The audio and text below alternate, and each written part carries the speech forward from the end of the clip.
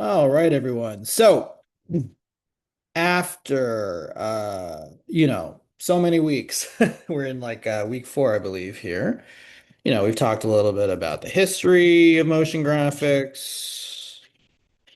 We've talked about raster graphics, stuff you would make in Photoshop or Photopea or something like that. We've talked about vector graphics, right? So we've finally got to the point where, we can actually do some motion graphics. Okay. Now, how you do motion graphics really depends on like the technology of the time. The motion graphics we talked about from the movies of the 60s and the 70s and that kind of stuff. Obviously, the technology was different than what I'm teaching you now. We are going to be using in this course Adobe After Effects. Okay. Adobe After Effects is one of the, industry standards when it comes to motion graphics, at least basic motion graphics. If you're a special effects artist, there are some advanced, programs you might use, but that's only in very specific cases of compositing, which we'll talk about later. But for any sort of like basic level motion graphics, Adobe After Effects is pretty much one of the industry standards. It's still used by many people who do motion graphics for TV and movies and things like that for YouTube and all that kind of thing. So we're going to be using Adobe After Effects. Hopefully you've either, used that student license I talked about at the beginning of the semester and downloaded a copy of it. Or if that's not an option for you, you can always go to Chabot's campus and use Adobe After Effects. It should be installed in room 905, 907, and 908. Okay. So if you don't have access, just let me know. And I will try to get you access to it on campus. I'll, send you the schedule and all that good stuff. Okay. All right. So Adobe After Effects is a program that essentially what it does is it takes in graphics, so like raster graphics, vector graphics. It also takes in video. It also takes in audio, which we'll talk about. It allows you to apply animation techniques, something called keyframing, which we'll get into today. So sometimes After Effects is called the animated Photoshop. So, if you have any experience with Photoshop or something like Photoshop, like a, Photopea or something like that, GIMP or something like that, or Clip Studio Pro or something like that, that is what this is. Okay. But it's an animated version of it. Okay. So you're going to need to have Adobe After Effects installed. I'm going to go through the general kind of, UI or user interface here so we can kind of talk about it. Up here, this is actually, let's even before we get there, I kind of jumped the gun a little bit. Let me up here, boom, boom, boom, boom, boom. It's going to disappear the second I click on this. Oh, there you go. There you go. These are our menus. Okay. Menus have basic commands. They're organized or, by category. So things like file would let you make a new project or a new sequence, which we'll talk about. It lets you open sequences or open projects, save projects. Eventually, it will let you export a project into a movie, which we'll talk about later today. Under edit, there's things like, copy, paste, undo, redo. So, things you might have, these kind of actions you probably had in like Microsoft Word or something like that. Google documents, text documents. Composition has to do with the literal composition. We'll talk a little bit more about that. The size of the composition, the frame rate, which we'll get into. Eventually, we'll get into layers and effects. There's a whole menu for that. Eventually, we'll get into some advanced animation stuff like tracking cameras and motion trackers and things like that. This is for sort of literal view. So if we want to use guides or grids or anything like that, that would be under the view menu. And then here is things like panels. thing, so if I talk about later on, we may say like the effects panel, or we may talk about text, and that might bring up the character and the paragraph panel. Okay, those can all be opened up from the window here, and you can tell which ones are currently open because it has a nice little check mark next to it. And recording, right? Okay, good. I'm always worried I'm not recording and that I'm just wasting my time. All right. So over here at the top, that's our menus. Most of them have keyboard shortcuts like everything else in this world. We can go through them over time. This is your project panel. So, After Effects doesn't really create content in the way that maybe like a Photoshop or an Illustrator or, a Figma or a Photopea does. Instead, it kind of takes in content. And then you can manipulate it in some way, shape, or form. So when you have images you want to import, or eventually we'll get to videos you want to import, let's say you recorded a video with a camera, like your own phone or a nicer camera, or maybe you found footage online and you want to bring it into your project, it's going to be imported into the project panel here. This is where you're going to see files. It's also where you're going to see things like sequences, which are here, which we'll talk about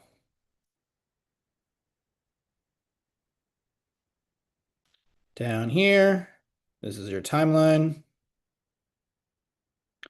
Timeline is where you literally can see the progression of your story. This is the beginning, the middle, and the end. Eventually, there'll also be places where we can do things like turn on and off visibility of a content, lock content. There's some effects here, which we'll talk about in later days, like adding effects or making them three-dimensional or something like that, which we're not going to talk about today.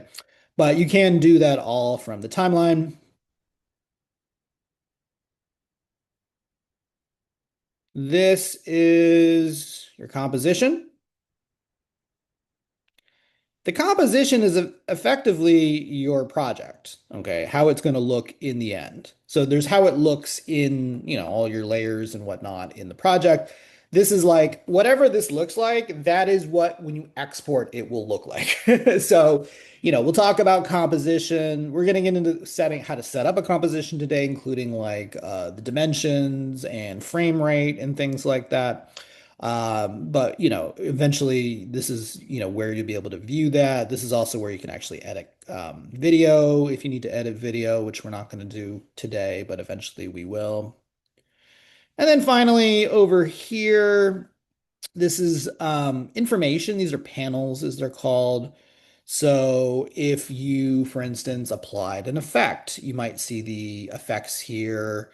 If you were to use like a character, add text, you could see the properties of the text over here, that kind of stuff. Okay.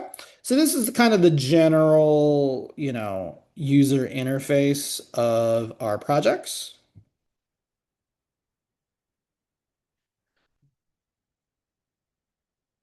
All right, I am going to set up a new project just to kind of show you what this would look like. So to set up a new project, you would go under File and then New, and then I'm going to go to where it says New Project. Fancy that. I'm going to save this. Oops, am I? Okay, I guess I created a new one. I'm going to save this just to give it a place to save. So when you save a After Effects project, it will be saved as an AEP, or in other words, an After Effects project. Okay.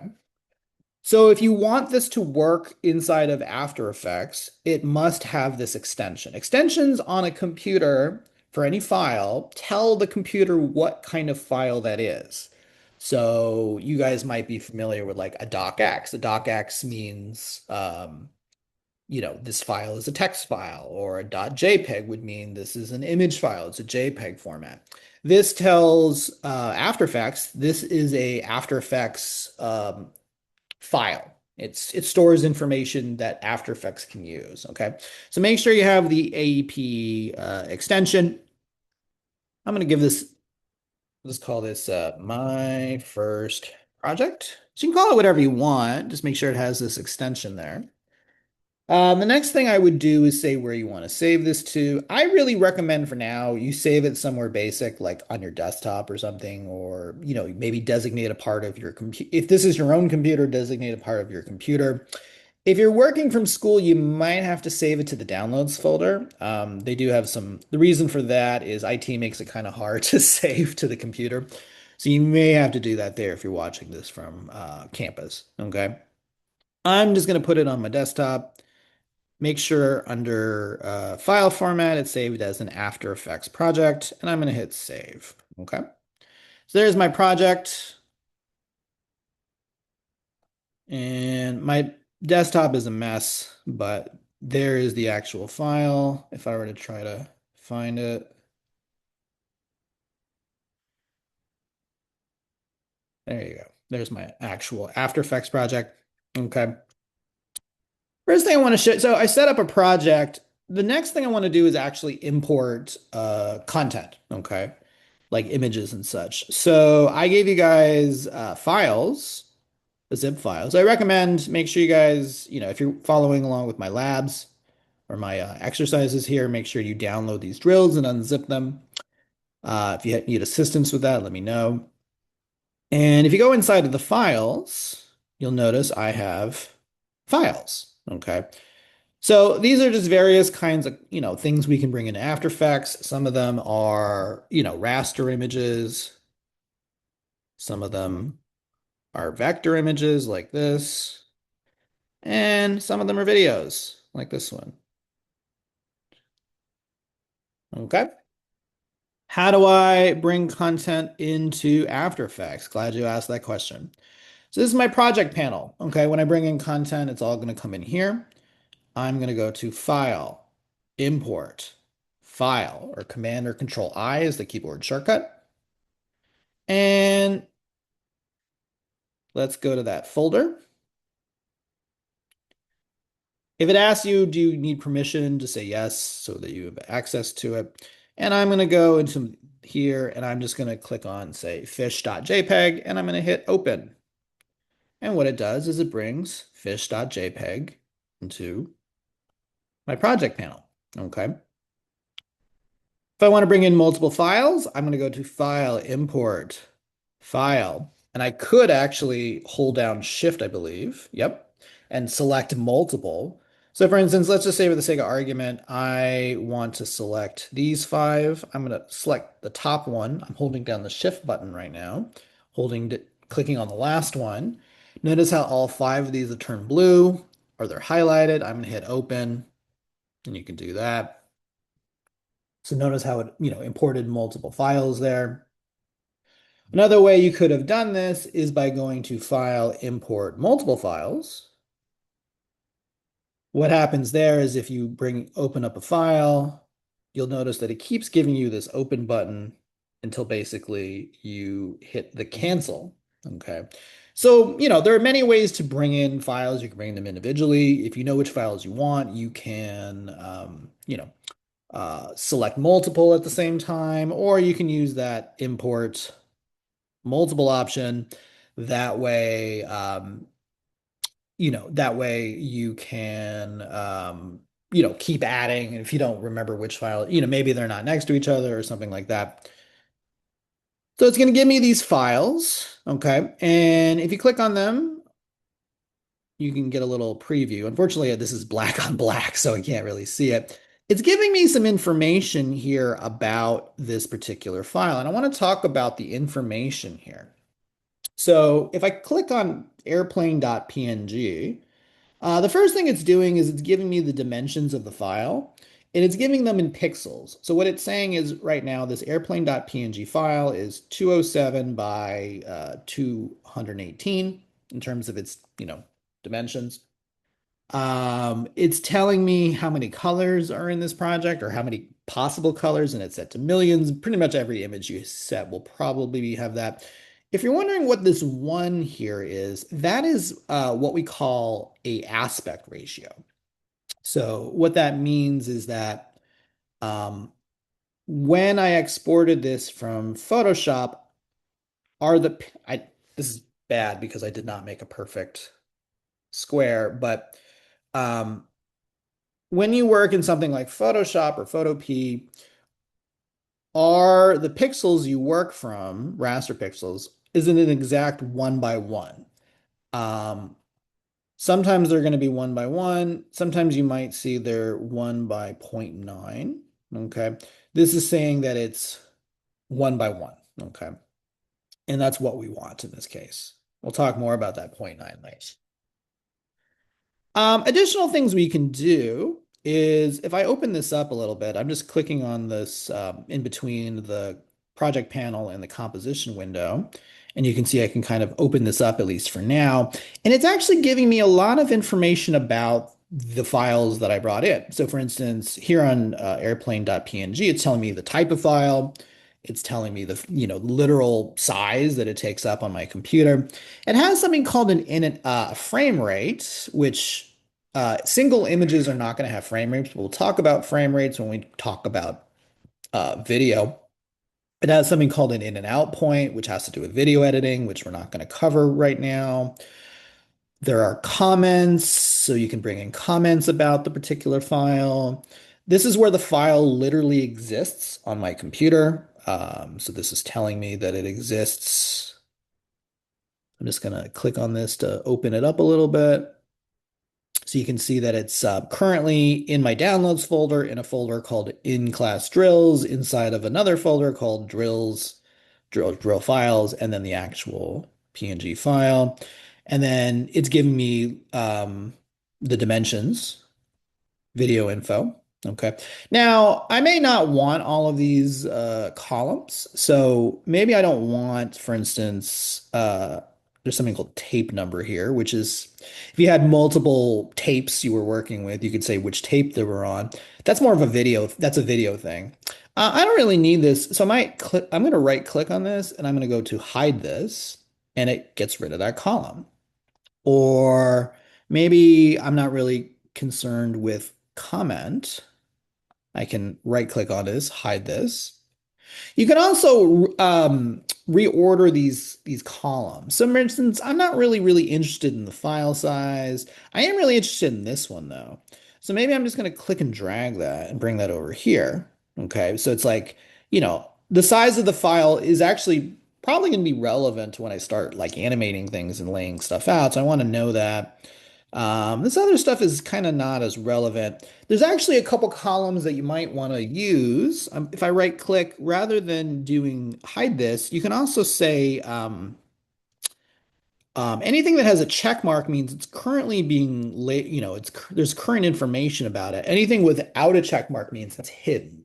So for instance, maybe I want the date to know when this file was created. So if I click on that, it's going to add this. I don't know if I open this up. So you can see it was created a couple of years ago.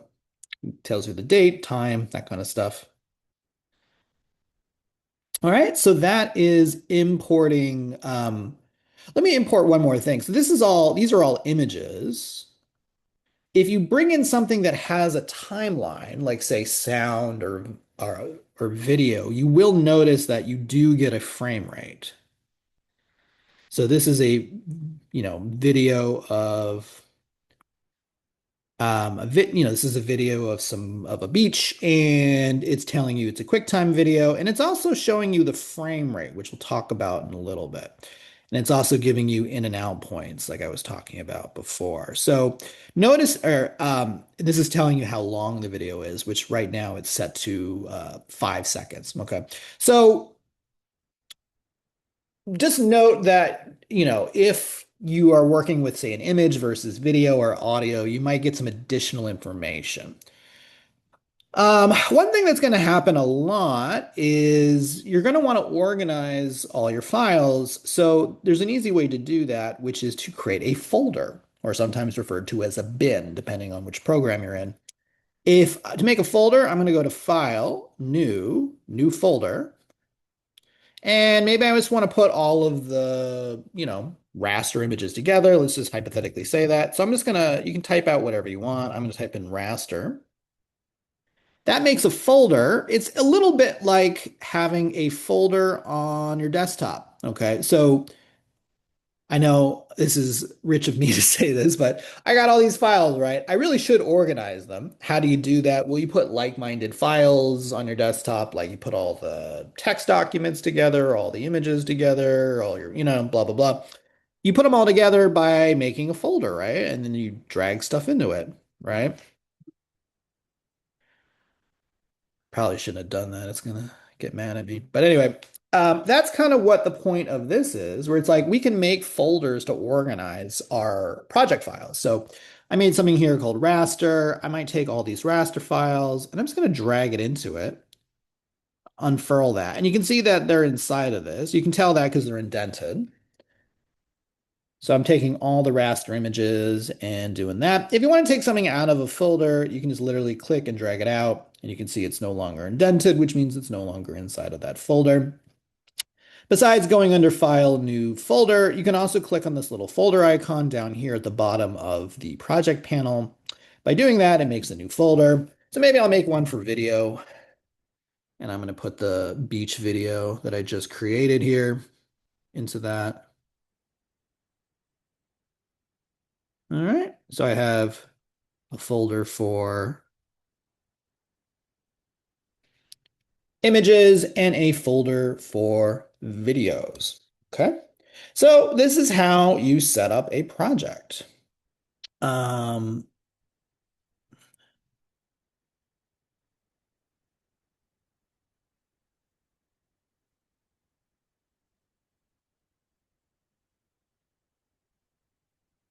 just to kind of show you, I have these drills here. So if you open up exercise one, which I gave you, you can basically do what I just did. Okay. Actually, the first two. The first one is just navigating around the project, and the second one here that I gave you. So you can open these. So let's talk about opening up a project panel. I can go to Open Project, and then if you go to the files that I gave you for today under Exercises, you can go under Project Panel, and this is how you could open up a project. If you're a little stuck, I do give instructions that would kind of go over, what you need to do to get around the project. All right. So that's a good start. In the next video, I'm going to talk about what is a composition. We'll talk about making a composition, what are the properties of a composition, and so forth. Okay.